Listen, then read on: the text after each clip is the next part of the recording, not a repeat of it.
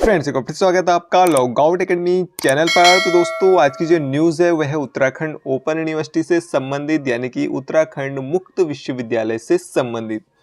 तो दोस्तों, Uttarakhand open university ने बीएड ओडीएल के स्टूडेंट्स के लिए एक सूचना जारी करी है। तो ये जो सूचना है वो बीएड ओडीएल जिन्होंने अभी हाल ही में प्रवेश लिया है, यानी कि 2021-23 के जो स्टूडेंट्स हैं उनके लिए सूचना है।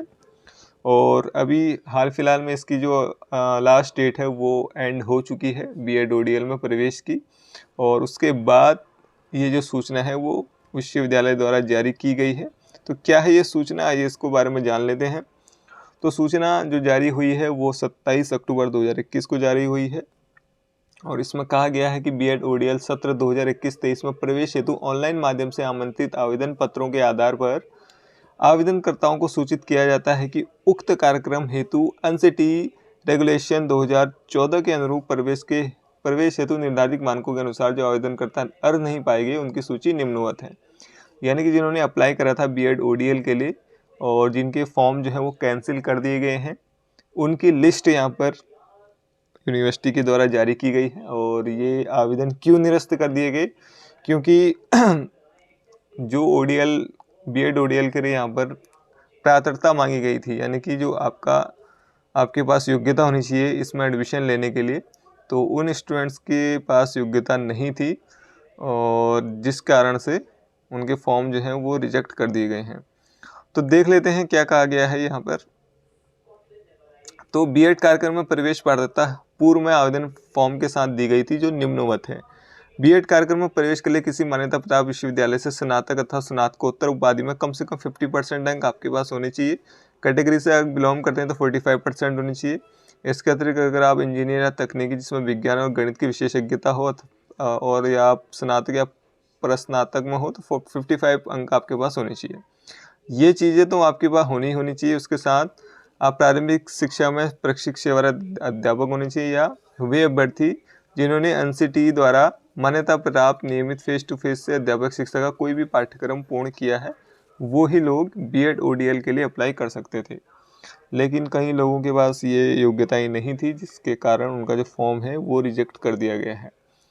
ठीक, उसके बाद ये कहा गया है कि यहाँ पर कि आवेदनकर्ता किसी भी प्रकार की आपत्ति होने की दशा में 5 अक्टूबर 2021 से 10 अक्टूबर, तो ये जो डेट है वो उन्होंने थोड़ी गलत दे दी है मेरे ख्याल से, क्योंकि यहाँ पर 5 जो अक्टूबर है वो तो चले गया है, 10 अक्टूबर भी चले गया है, और इन्होंने आज ही नोटिफिकेशन जारी करा है, यानी कि 27 अक्टूबर को।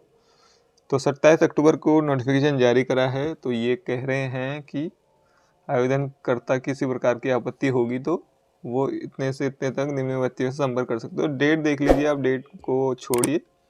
ठीक है, डेट थोड़ी इन्होंने यहाँ पर गलत मेंशन हो गई है, शायद ये नवंबर होगा, 5 नवंबर से 10 नवंबर। तो डेट यहाँ पर थोड़ी मिसमैच हो गई, या प्रिंट में यहाँ पर प्रॉब्लम आ चुकी होगी। लेकिन आप अगर आपका फॉर्म रिजेक्ट हुआ है और आपके पास ये सारी योग्यताएं हैं जो मैंने ऊपर आपको बताई हैं, तो आप निम्न जो व्यक्ति हैं इनसे संबंधित, इनसे आप संपर्क कर सकते हैं। ये इनका नंबर दिया हुआ है, डॉक्टर ममता कुमारी जी कोऑर्डिनेटर हैं ये बीएड प्रोग्राम की, और इनकी ईमेल आईडी भी यहाँ पे दी हुई है, और इनका मोबाइल नंबर दिया हुआ है, इनसे आप बात कर सकते हैं। और अगर आपके पास है योग्यता पूरी, तो आपका जो फॉर्म है वो दोबारा से एक्सेप्ट हो जाएगा। ठीक, अगर आपने नहीं दिया है तो आप दे सकते हैं, कोई प्रॉब्लम नहीं होगी। उसके बाद एक और नंबर यहाँ पे दिया हुआ है और उनकी ईमेल आईडी दी हुई है, इनसे भी आप संपर्क कर सकते हैं अगर आपका फॉर्म रिजेक्ट हुआ है तो। ठीक, तो ये लिस्ट जारी की गई है नीचे, लिस्ट 1 लिस्ट 2, तो 2 लिस्ट यहाँ पे जारी की है। तो देख लेते हैं इसको ओपन करके एक बार। Uttarakhand open university Haldwani school of education BEd ODL list of rejected applications. तो रिजेक्टेड जो हैं वो यहाँ पे नाम दिए हैं, उनके फादर्स नेम दिए हैं, और क्यों आपका फॉर्म रिजेक्ट किया गया है उसका कारण यहाँ पे आपको बताया गया है। ठीक, तो जैसे इनकी बात कर लेते हैं, यह है अमन तोमर जी, सुशील कुमार तोमर इनके पिताजी का नाम है, और इनका क्या है कि do not have NCT approve teacher education degree और डिप्लोमा। ठीक, तो एनसीटी के द्वारा आपके पास कोई टीचर एजुकेशन की डिग्री होनी चाहिए या डिप्लोमा होना चाहिए था, ये इनके पास नहीं है। ठीक, वैसे ही सबके पास यहाँ पे दिए हुए हैं, जैसे इनका है DElEd from NIS not a face to face program. ठीक, तो इन्होंने डीएलएड का शायद दिया था, NIOS से DLED किया था, तो यूनिवर्सिटी का ये कहना है कि ये फेस टू फेस प्रोग्राम नहीं है, ठीक, इसलिए इनका फॉर्म जो है वो रिजेक्ट हुआ है। उसके बाद जो भी आपका कारण है फॉर्म रिजेक्ट होने का वो सारे यहाँ पे लिखा हुआ है। Not in an service teacher, तो ये सर्विस टीचर के लिए नहीं है कह रहे हैं, ठीक।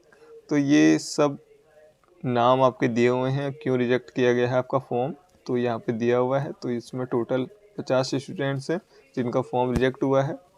उसके बाद दूसरी लिस्ट भी हम देख लेते हैं। यहाँ पर 2 लिस्टें यहाँ पर जारी की गई हैं, ठीक, ये है दूसरी लिस्ट, और देख लीजिए आप दोनों लिस्ट, अगर आपका नाम है इसमें तो आप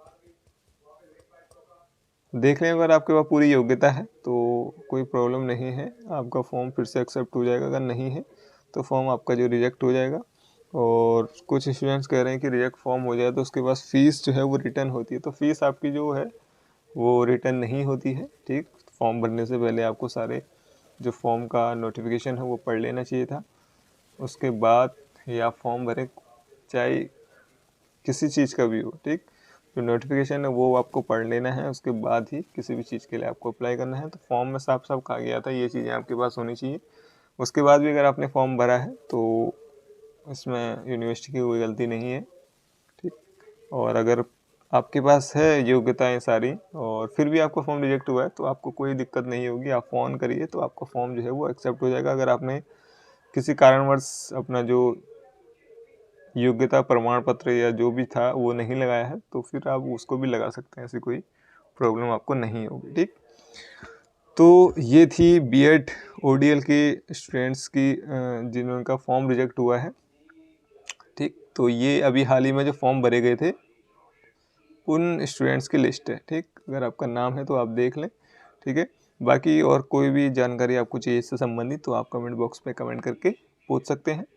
बाकी दोस्तों चैनल पर नए हैं, पहली बार विजिट कर रहे हैं चैनल पर, तो चैनल को कर लीजिएगा सब्सक्राइब, साथ में जो बेल आइकन है उसको भी प्रेस कर लीजिएगा जिससे कि आने वाली जो वीडियो है उसका पता आपको सबसे पहले चल सके। तो दोस्तों आज के इस वीडियो में इतना ही। Thank you for watching.